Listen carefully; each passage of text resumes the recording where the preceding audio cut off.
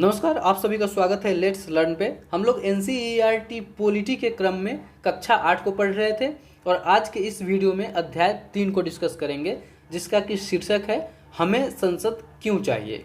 यानी कि इस अध्याय में हम लोग संसद के विषय में पढ़ने वाले हैं कि संसद की क्या भूमिका है हमारे भारत जैसे लोकतांत्रिक देश में, कैसे लोग इसमें जो है पार्टिसिपेट करते हैं अपने प्रतिनिधि के माध्यम से, अपने कैंडिडेट के माध्यम से। संसद के कितने अंग होते हैं, कौन कौन से अंग होते हैं, उनका क्या काम होता है, संसद में कौन कौन से लोग बैठते हैं, इन सभी के विषय में आज हम लोग इस वीडियो में डिस्कस करेंगे। तो आप लोग इस वीडियो को पूरा देखिए, अंत तक देखिए, आप संसद के विषय में बेसिक अच्छे से समझ पाएंगे। और जिन्होंने पहले की वीडियो नहीं देखी है, नीचे डिस्क्रिप्शन से प्लेलिस्ट का लिंक ले लीजिए और पहले के जितने भी वीडियोज बने हुए हैं एनसीईआरटी के, उसे आप देखिए। अगर हम बात करते हैं संसद की और बात करते हैं भारतीय लोकतंत्र की, तो आप सभी जानते हैं कि भारतीय लोकतंत्र ऐसी लोकतंत्र है जिसमें लोग जो है खुद पे शासन करते हैं अपने प्रतिनिधि के माध्यम से। सरकार अलग अलग स्तरों पे काम करती है, उन सभी स्तरों पे लोग जो है अपने प्रतिनिधि को चुनकर भेजते हैं। हम लोगों ने पहले के कक्षाओं में कक्षा 6, कक्षा 7 में पंचायती राज और राज्य सरकार के विषय में पढ़ा। पंचायती राज में भी लोगों ने अपने प्रतिनिधि को चुन के पंचायत में भेजा था, राज्य सरकार में भी विधानसभा में लोगों ने अपने अपने विधायक को चुन के भेजा था। अब हम लोग केंद्र सरकार के विषय में पढ़ेंगे, यानी संसद के विषय में। तो संसद में भी सेम फॉर्मेशन है, लोग अपने प्रतिनिधि को चुन के संसद में भेजते हैं और वही प्रतिनिधि क्या करते हैं, लोगों के लिए कानून बनाते हैं। तो एक तरीके से आप समझ सकते हैं कि लोग खुद पर ही खुद से शासन कर रहे हैं। इसी को हमें इस अध्याय में अच्छे से समझना है। देखिए, जो संसद है भारतीय लोकतंत्र के लिए बहुत ही महत्वपूर्ण प्रतीक है और जो अंतिम लाइन है कि संविधान का केंद्रीय तत्व है, इसे ध्यान रखिएगा। हो सकता है एग्जाम में डायरेक्ट ऐसा स्टेटमेंट दे दे कि संसद भारतीय लोकतंत्र का सबसे महत्वपूर्ण प्रतीक है और इसे संविधान का केंद्रीय तत्व भी कहा जाता है, तो इसे ध्यान रखिएगा। आइए आगे बढ़ते हैं, चैप्टर को स्टार्ट करते हैं। सबसे पहला टॉपिक है कि आखिर लोगों को फैसला क्यों लेना चाहिए, क्यों लोग जो है अपने प्रतिनिधि के माध्यम से खुद के लिए फैसला ले या खुद के लिए कानून बनाए। इसके लिए इतिहास के विषय में बताया गया है, इसको अच्छे से समझने के लिए, कि जब अपना देश 15 अगस्त 1947 को आज़ाद हुआ, उससे पहले भारत क्या था, गुलाम था। यहाँ ब्रिटिश शासन था। ब्रिटिश शासन में किसी भी व्यक्ति को, किसी भी लोग को फैसला लेने का अधिकार नहीं था। ब्रिटिश खुद नियम बनाते थे, खुद कानून बनाते थे और उनको मानने के लिए भारतीय बाध्य थे। उनको, भारत के लोगों को वह कानून मानना ही पड़ता था। उस समय आप सोचिए कि ब्रिटिश कानून बनाएंगे तो किसके हित के लिए बनाएंगे, अपने हित के लिए। अगर सभी समूहों में से किसी एक समूह के हित को साधने के लिए कोई कानून बनता है तो बाकी समूह उससे उत्पीड़ित जरूर होते हैं। तो वहीं उस समय भी होता था कि ब्रिटिश अपने हित को साधने के लिए जो कानून बनाते थे, निश्चित तौर पे भारतीय लोगों को उत्पीड़न होती थी उससे। उन सभी को भारत के लोगों ने सहा। देश को आज़ाद करने के लिए जो स्वतंत्रता संघर्ष हुई, उसमें सभी तबके के लोगों ने हिस्सा लिया, चाहे वो पिछड़ी जाति के हो, चाहे वो दलित हो, महिला हो, अल्पसंख्यक समूह हो, सभी ने उसमें हिस्सा लिया, शामिल हुए। और सभी की सोच क्या थी कि जब देश आज़ाद होगी तो इस तरीके का हम लोग फॉर्मेशन करेंगे कि सभी को समान अधिकार हो। देखिए, यहाँ दिया जा रहा है कि जो भी लोग उस स्वतंत्रता संघर्ष में शामिल थे, वे स्वतंत्रता, समानता और निर्णय प्रक्रिया में हिस्सेदारी के विचारों से प्रेरित थे। यानी सबकी सोच थी कि हमारा देश जब आज़ाद होगा तो हम इस तरीके से करेंगे कि सबको समानता मिले, सबको स्वतंत्रता मिले और सभी व्यक्ति निर्णय प्रक्रिया में किसी न किसी तरीके से हिस्सा लिए जा सके। अब आप इस सब विचार को पढ़कर यह समझ सकते हैं कि जब देश आज़ाद होगी तो सभी लोग किस प्रकार की आवाज़ उठाएंगे कि हमें इस प्रकार का कानून चाहिए, हमें इस प्रकार का फॉर्मेशन चाहिए। फिर कुछ और आगे बढ़ के जो है इतिहास के विषय में बताया जा रहा है कि पहले तो लोग विरोध नहीं करते थे ब्रिटिश लोगों का, लेकिन 1885 के बाद जो भारतीय राष्ट्रीय कांग्रेस जो है सामने आई, उसके बाद लोगों ने विरोध करना शुरू किया। लोग कहने लगे, जो राष्ट्रवादी लोग थे, कि हमें भी विधायिका में जगह दी जाए, हमें निर्वाचित प्रतिनिधि के रूप में चुना जाए या ऐसा मौका दिया जाए, ताकि जो कानून बनाया जा रहा है भारत के लिए, हम भी उस पर चर्चा करें, या भारत के लिए जो बजट पेश किया जाता है हम उस पर चर्चा कर सकें, प्रश्न पूछ सकें, ताकि हमें भी पता हो कि हमारे हित में कितना काम हो रहा है।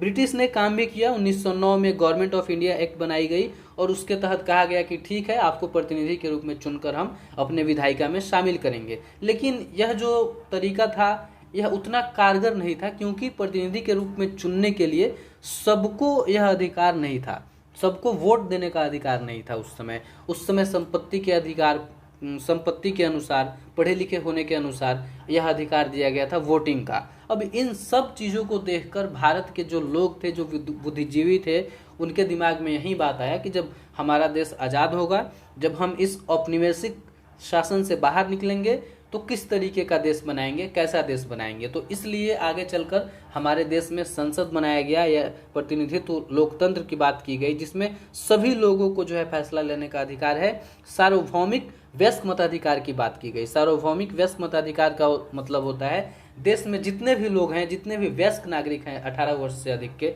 उन सभी को वोट देने का अधिकार होगा। साथ ही साथ जिस विचार से लोग प्रेरित थे, स्वतंत्रता, समानता, निर्णय प्रक्रिया में हिस्सा, उन सभी को अपने देश में आगे चलकर लागू किया गया। संविधान में ये सारी बातें दी गई हैं। आइए आगे बढ़ते हैं, अगले टॉपिक को पढ़ते हैं। अगला टॉपिक है लोग और उनके प्रतिनिधि।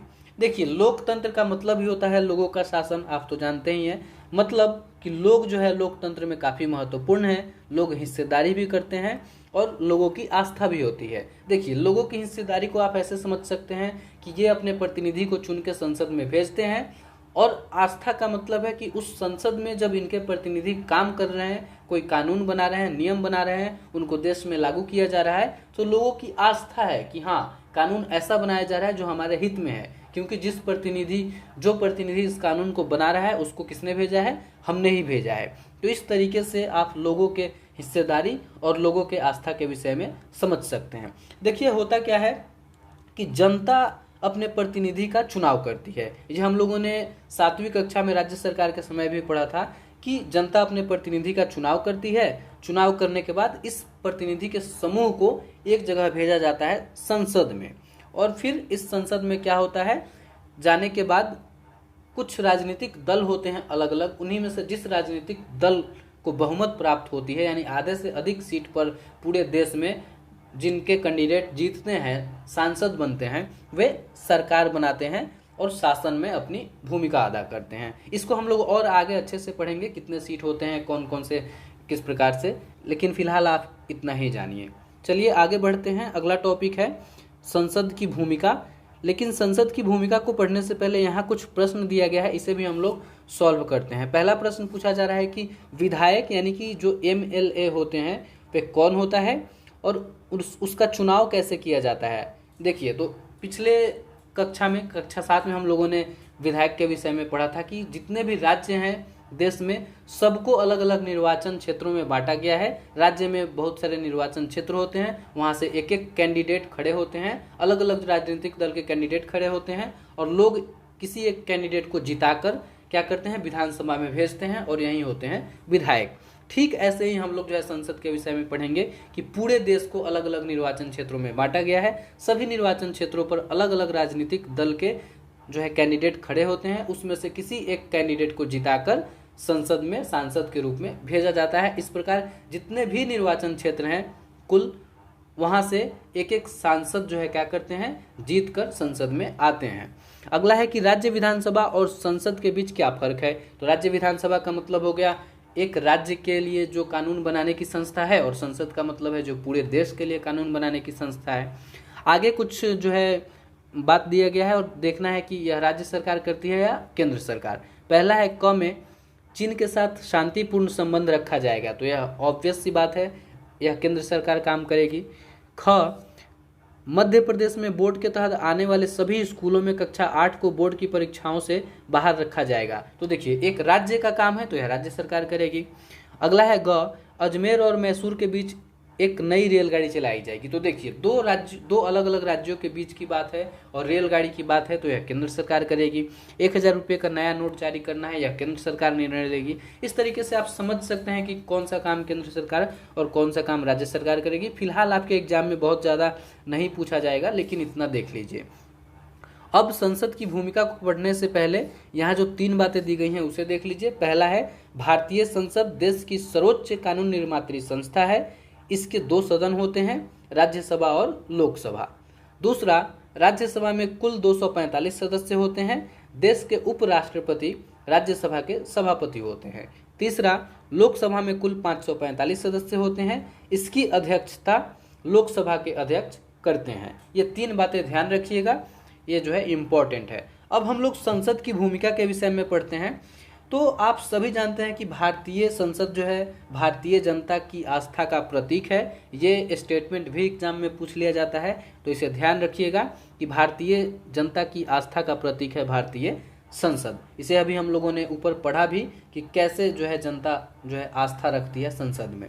देखिए, लोकतंत्र, भारतीय लोकतंत्र में संसद बहुत ही महत्वपूर्ण है और इसके पास काफ़ी महत्वपूर्ण शक्ति भी है, क्योंकि पूरे देश के स्तर पर, केंद्र के स्तर पर यह क्या करती है, निर्णय लेती है, कानून बनाती है। पूरे देश के स्तर पर आप कह सकते हैं कि जनता का प्रतिनिधित्व भी करती है। लोकसभा में अलग अलग निर्वाचन क्षेत्रों से लोग चुनकर आते हैं और राज्यसभा में राज्यों के स्तर पर प्रतिनिधि चुन के आते हैं, राज्यों का प्रतिनिधित्व करते हैं।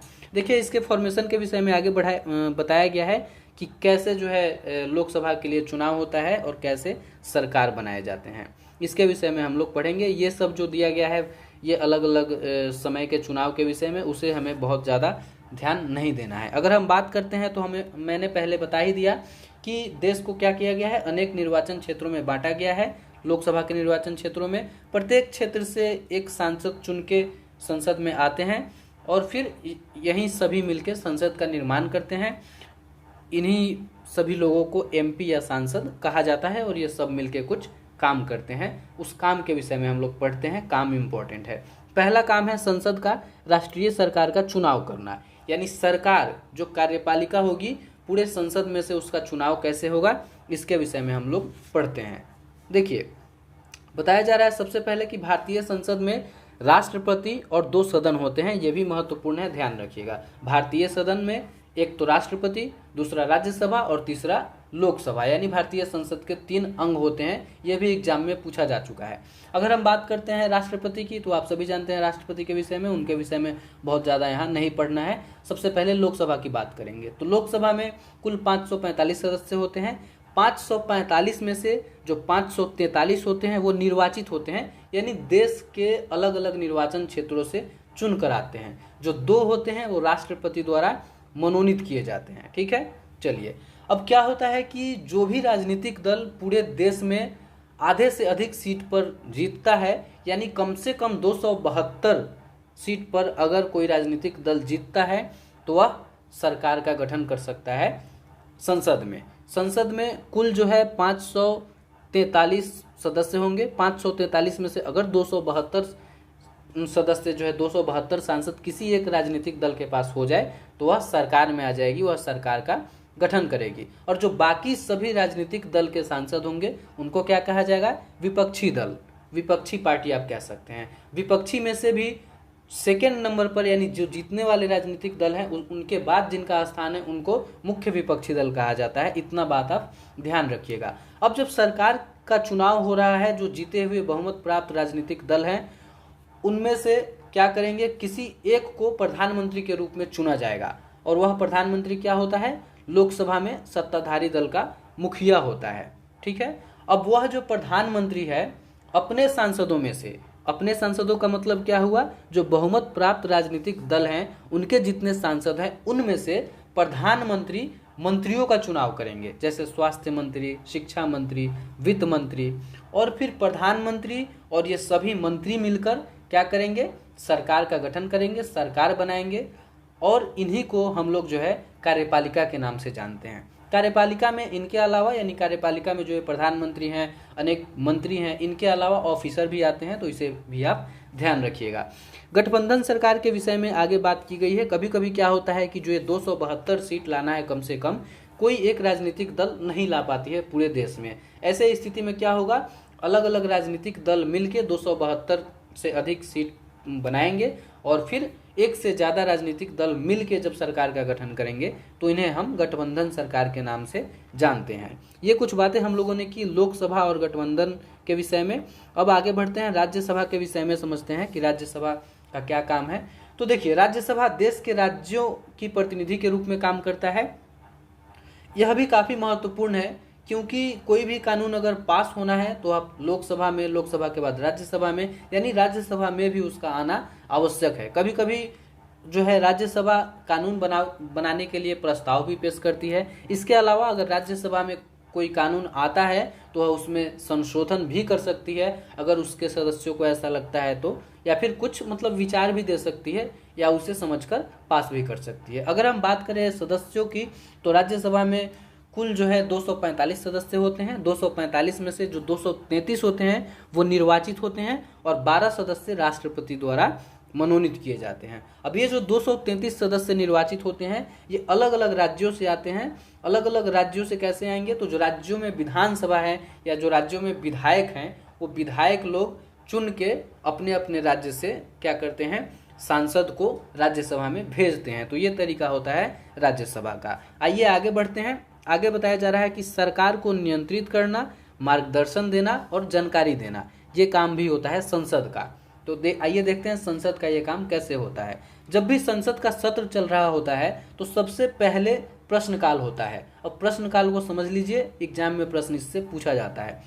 प्रश्नकाल का मतलब होता है कि जितने भी सांसद हैं सभी एक साथ बैठेंगे संसद में और सरकार से प्रश्न करेंगे। जब भी सरकार की बात आ रही है आप ध्यान रखिए, जो बहुमत प्राप्त दल है और बहुमत प्राप्त दल में से जो प्रधानमंत्री हैं, उनके मंत्री हैं, उनसे सवाल पूछा जाएगा देश के विषय में। सभी सांसद अपने अपने क्षेत्र के विषय में सवाल पूछेंगे कि आप बताइए आपने मेरे क्षेत्र में क्या काम किया, मेरे क्षेत्र में ये समस्या थी, पानी की समस्या थी, आपने उसे अभी तक दूर नहीं किया, आगे कैसे दूर करेंगे।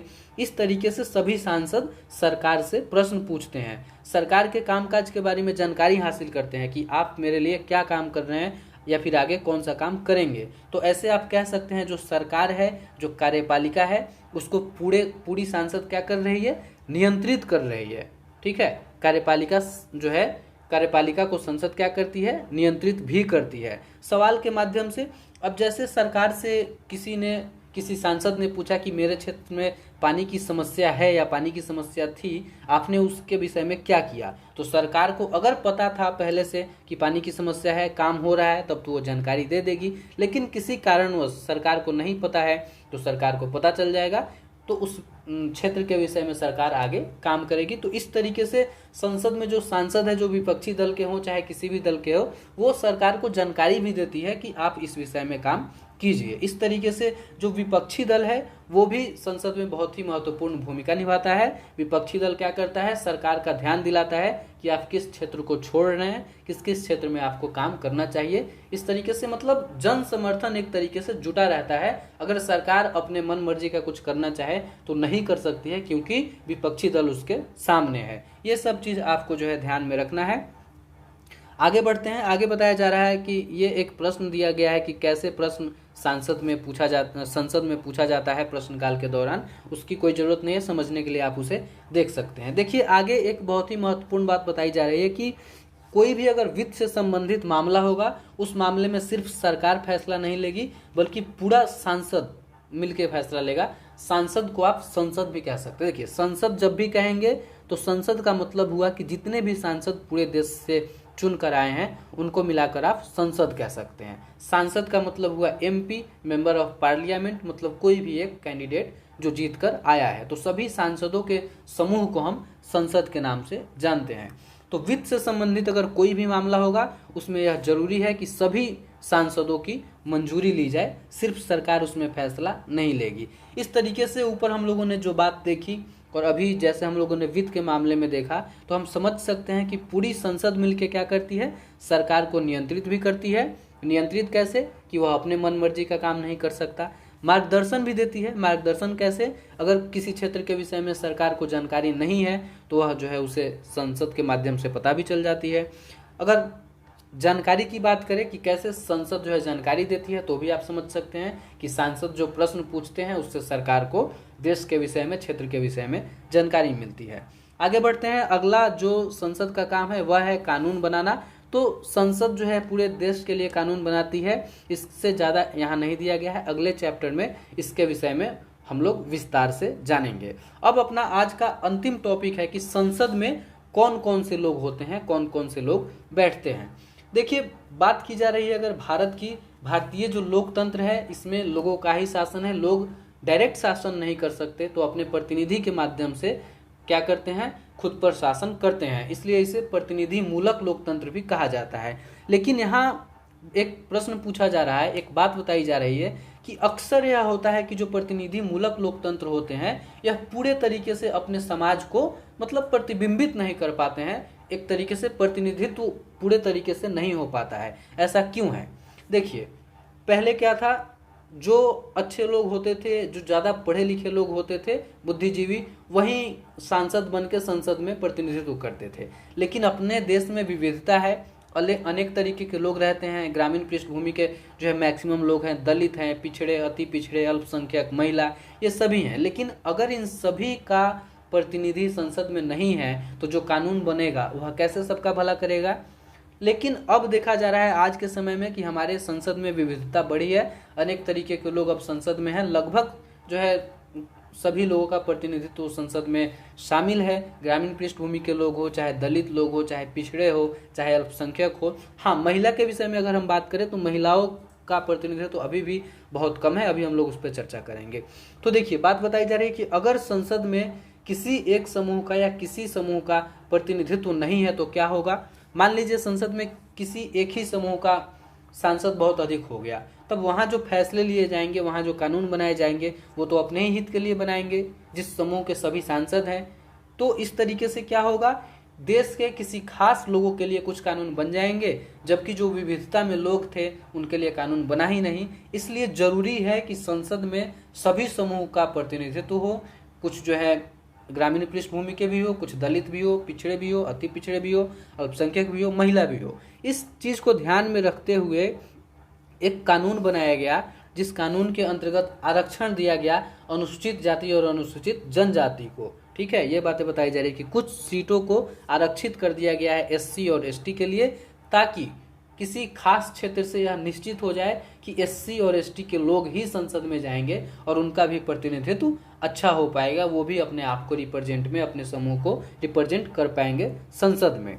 अब अगर हम लोग बात करें महिलाओं की, तो महिलाओं के विषय में एक डेटा दिया गया है कि आज से 60 साल पहले भी महिलाओं की प्रतिशत लगभग 4 थी और आज भी महिलाओं की प्रतिशत 11 के आसपास ही है। ऐसा क्यों है? जब हमारे देश में आधी आबादी महिलाओं की है तो आधी प्रतिनिधित्व महिलाओं की क्यों नहीं है? हालांकि इस विषय में संसद में कुछ जो है सुझाव दिए गए हैं कि इस पे भी आरक्षण दिया जाए, कानून बनाया जाए, लेकिन अभी तक कानून पास हुआ नहीं है, तो इसे भी ध्यान रखिएगा। आप ये तो जानते हैं कि लोकतंत्र का मतलब है पूरे देशवासियों का जो है मतलब उसमें आस्था होनी चाहिए, और सभी की आस्था तभी होगी जब सभी समूहों से लोग चुनकर संसद में जाएंगे, और तब जो कानून बनेगा तब सभी पूरे देश के लोग यह समझ पाएंगे कि मेरा भी प्रतिनिधि वहाँ है, तो कानून बना है तो जरूर उसने भी अपने हित की बात की होगी। इस तरीके से अगर सभी समूह के लोग, सभी समूह के प्रतिनिधि संसद में हैं तो लोगों की आस्था हमारे लोकतंत्र पर और मजबूत होगी और अच्छा लोकतंत्र बनेगा अपना देश भारत। यहाँ अपना चैप्टर समाप्त होता है। फिलहाल के लिए धन्यवाद। वीडियो कैसी लगी नीचे कमेंट बॉक्स में बताइए। मिलते हैं अगले वीडियो में। वीडियो अच्छी लगी तो लाइक कर दीजिएगा, शेयर कर दीजिएगा और नए हैं तो चैनल को सब्सक्राइब कर लीजिएगा।